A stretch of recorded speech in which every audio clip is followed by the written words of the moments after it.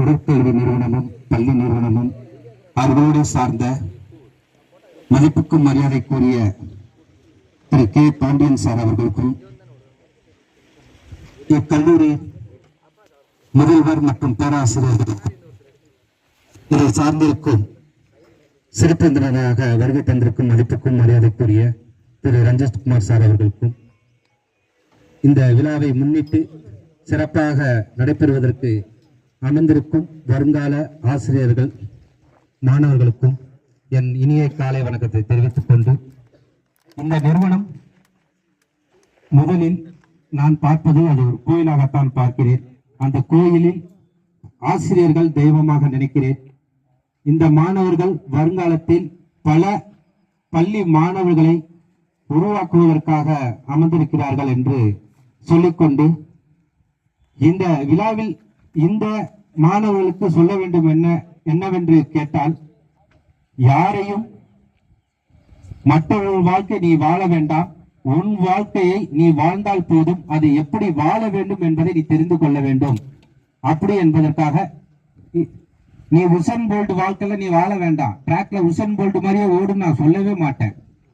உன் வாழ்க்கையை எப்படி வாழ வேண்டும் என்பதை நீ முதலில் தெரிந்து கொள்ள வேண்டும். அதற்கு நேரம் முதல்ல நீ தெரிஞ்சுக்கணும். நேரம்ன்றது என்ன அப்படிங்கறத நீ தெரிஞ்சுக்கணும். இந்த நேரம்ங்கிறத எப்படி கண்டுபிடிக்கிறதுங்கிறத நீ தெரிஞ்சுக்கணும். இன்னைக்கு உசன் போல்ட் எல்லாம் சொல்றாங்கல்ல, உசன் போல்ட்ங்கிற விஷயத்த நீ எல்லாம் தெரிஞ்சுக்கிற, கேட்டா அவர் தான் அதிவேக ரன்னர்னு சொல்ற, ஜமைக்கான்னு சொல்லுவ. ஆனா அந்த உசன் போல்ட்டை கண்டுபிடிச்ச யாருன்னு கேட்டீங்கன்னா முதலில் ஒரு உடற்கல்வி ஆசிரியர் என்பதை மறந்து விடாதீர்கள்.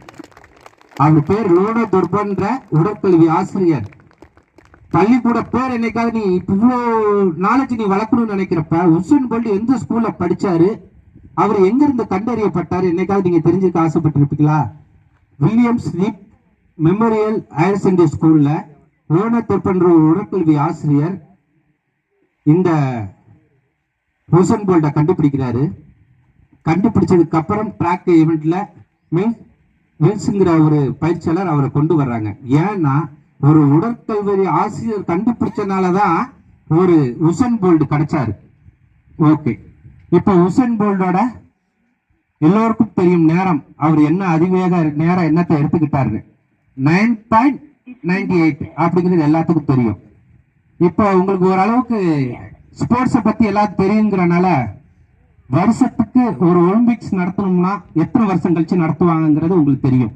4 வருஷத்துக்கு ஒரு தடவை நடத்துவாங்க. அதே மாதிரி 2011 இன்டர்நேஷனல் வேர்ல்டு அத்லெட் மீட் ஒன்று நடத்த போறாங்க. ட்ராக்ல 100 மீட்டர் எல்லா அத்லெட்டும் நிற்கிறாங்க, இன்க்ளூடிங் உசேன் போல்ட் முதற்கொண்டு. அப்ப ஆடியன்ஸ் எல்லாம் டிசைட் பண்ணிருப்பாங்க யார் ஃபர்ஸ்ட் வருவாங்கன்னு. இப்ப நான் சொன்ன உடனே நீனுமே டிசைட் பண்ணிருப்ப, இங்க இருக்கிற சிறப்பு விருந்தினருமே டிசைட் பண்ணிருப்பாங்க இந்த ட்ராக்ல ஃபர்ஸ்ட் வரப்போறது யாருன்னு. 2011 சவுத் கொரியால நடந்ததை சொல்றேன். அப்ப ரெடி ஆனிய மார்ச் சொல்றப்ப உசேன் போல்ட் ஃபவுல் ஷாட் நேரம் அவரை நிராகரிக்கப்பட்டது. அந்த ஃபவுல் ஷாட்ன்றனால அவரு அங்க இருந்து ட்ராக்ல இருந்து வெளியில எடுத்துட்டாங்க. ஆனா உனக்கு தெரியும் எனக்கு தெரியும், இன்னொரு வாய்ப்பு கொடுக்கலாம். ரூல் என்ன விதிமுறைகள் சொல்லுதோ அதை கடைபிடிக்கணுங்கிறப்ப உசேன் போல்ட் வெளியில வந்துறான். அதுக்காக அவன் எடுத்துக்கிட்ட பயிற்சி என்ன, 4 வருஷ பயிற்சி. இதுக்காக அவனோட பர்ஃபார்மன்ஸ் என்ன எவ்வளவு இறங்கி இருக்குன்றத கொஞ்சம் யோசனை பண்ணணும். அப்ப அந்த நேரம் நிமிடம் எந்த அளவுக்கு ஒருத்தனை பாதிப்பு கொடுத்திருக்கு, அதனால அவர் ஜெயிச்சிருவார். அது வேற, நேரம் எவ்வளவு முக்கியமானதுங்கிற அந்த ஒரு விஷயத்த உங்களுக்கு எடுத்து சொல்றேன். 2வது, நீங்க நினைச்சுக்கிட்டு இருக்கீங்க நம்ம அடுத்து நேரா போனோம்னா நம்ம ஸ்கூல்ல பிடி டீச்சரா ஜாயின் பண்ணுவோம். அங்க ஸ்கூலுக்கு போனீங்கன்னா கிரவுண்டே இருக்காது. பெரிய கற்பனையோட போகாது. என்னமோ ரஷ்யால ஸ்கூல்ல நம்ம கிடைச்சிரும், அமெரிக்கால ஸ்கூல் கிடைச்சிரும்னு. அதுக்கு வாய்ப்பே கிடையாது. ஆனா இப்ப நீங்க காத்துக்கிட்டு இருந்தீங்க பாத்தீங்களா மார்ச் பாஸ்டுக்கு, அன்னைக்கு நீ ஆசிரியரா இருக்கிறப்ப வெயில 24 மணி நேரமும் நிக்கிற சூழ்நிலைக்கு வரும். அப்ப அதுல இருந்து நேரத்தை நீ கணக்கிட்ட, பொறுமை நீ கணக்கிடணும்.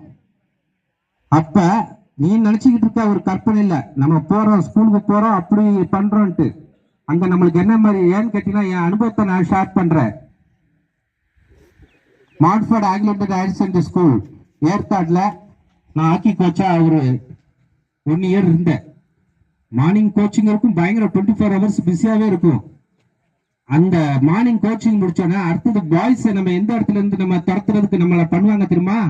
ஒன்னு டாய்லெட் பக்கத்துல நிக்க சொல்லுவாங்க, மாணவர்கள் அங்க எதுவும் டிஸ்டர்ப் ஆகக்கூடாது, எதுவும் பண்ணக்கூடாதுன்னு. அடுத்தது நேரம் யாராவது ஒரு கிளாஸ் டீச்சர் வரலன்னு வைங்க, அந்த இடத்துல நம்ம கிளாஸுக்கு போக வேண்டிய நேரம் வரும். அதுக்கப்புறம் லஞ்சில் சாப்பிட்ற நேரத்தில் அந்த மாணவர்கள் ஒழுங்கா சாப்பிட்றாங்களா வாட்ச் பண்ணணும். இது அவளும் நம் பொறுமையை காக்கணும். நான் எனக்கு கிரவுண்டு இருந்தாதான் நான் கோச் பண்ணுவேன், நான் இந்த இன்ஃப்ரா கொடுத்தாதான் நான் கோச் பண்ணுவேன் அப்படின்னு நினைச்சா நம்ம லைஃப்பை ஜெயிக்க முடியாது. ஜெயிக்கணும்னா என்ன, இருக்கிற இடத்துல எந்த மாதிரி நம்ம பணிகளை மேற்கொள்ளணும், இந்த சமுதாயத்துக்கு எப்படி நீ ஒளி வரணும்ங்கிறது தான் நீ ஜெயிக்கிறது. நேரத்தையும் பொறுமையையும் கடைப்பிடிச்சிங்கன்னால் நாம் இச்சமுதாயத்தில் நீ ஆசிரியர்கள் வருவதை காட்டிலும் நாளைக்கு நீ உன்னுடைய தலைமுறையை நல்ல ஒழுக்கமுள்ளவனாக மாற்ற முடியும், நேரத்தை ஒழுங்காக கடைபிடிக்க முடியும், அவர்களுக்கு நல்ல நடத்தை நீ சொல்லிக் கொடுக்க முடியும். ஏனென்றால் தற்பொழுது வரும் நாட்களாக இருக்க போவது நீ ஒரு ஆசிரியர். புரிஞ்சதுங்களா? அந்த ஆசிரியர் எப்படி இருக்கணும் அப்படின்னா உன்னை பார்த்துதான் மற்றவர்கள் வருவாங்க. சோ நம்ம தான் எல்லாம் தெரிஞ்சிருச்சுன்னு நினைச்சுக்கிட்டு இருக்கிற, அதாவது வரிசையா சொல்லிட்டு வந்தோம் பாத்தீங்களா, அதை நீங்க இப்ப தெரிஞ்சுக்கணும். பள்ளி நிறுவனரை ஏன் அப்படின்னு சொன்னா, அவர்கள் கட்டியது கோயில். அந்த கோயில் அப்படின்னு கேட்டீங்கன்னா பாசிட்டிவ் எனர்ஜி அங்கதான் கிடைக்கும். எங்கெல்லாம் கூட்டம் இருக்குன்னு நீங்க உங்களுக்கு தெரியுமா? கோயிலுக்கு போயிருக்கீங்களா? கூட்டம் அங்க அதிகமா இருக்கும். பள்ளிக்கூடத்துக்கு போயிருக்கீங்களா? அங்க கூட்டம் அதிகமா இருக்கும். காலேஜுக்கு போயிருக்கீங்களா? அங்க கூட்டம் அதிகமா இருக்கும். ஏன்னா அதெல்லாம் ஒரு கோயில். அந்த கோயில்ல உன்னை செலுத்த வர்றதுதான் இந்த அறிவும் ஒழுக்கமும் இந்த நேரத்தையும் கடைபிடிக்கிறது. சோ அவர் கட்டியது கோயில் என்றால் அங்க பணியில் இருக்கும் ஆசிரியர்கள் தெய்வமாக நீ நினைத்தால் மட்டும்தான் உன்னை நீ செதுக்க முடியும். ஆகையால் நீங்கள் ஆசிரியர்களை மதித்து, ஏன்னா நீ ஆசிரியராக போற, அப்பதானே உனக்கு அந்த இது வரும். அப்ப ஆசிரியர்கள் மதித்து அந்த பள்ளி நிறுவனத்தின் நற்பெயருடன் வெளியில் வந்தா மற்றவர்களுக்காக இல்ல, மனசு ஹாப்பியா இருக்கும். என்னை டீச்சர்கிட்ட போனோன்னா என்னை நல்லவங்கன்னு சொல்லிட்டாங்கன்னு நினைச்சா அது உன் முட்டாள்தனம். உன் மனசுதான் முதல் டீச்சர். அவங்க சொல்லுவாங்க நீ ஒழுக்கம் உள்ளவனா, நல்ல வாழ்க்கையில முன்னேற உள்ளவனா அப்படிங்கிற மாற்றக்கூடியது உன்னோட கேரக்டர்.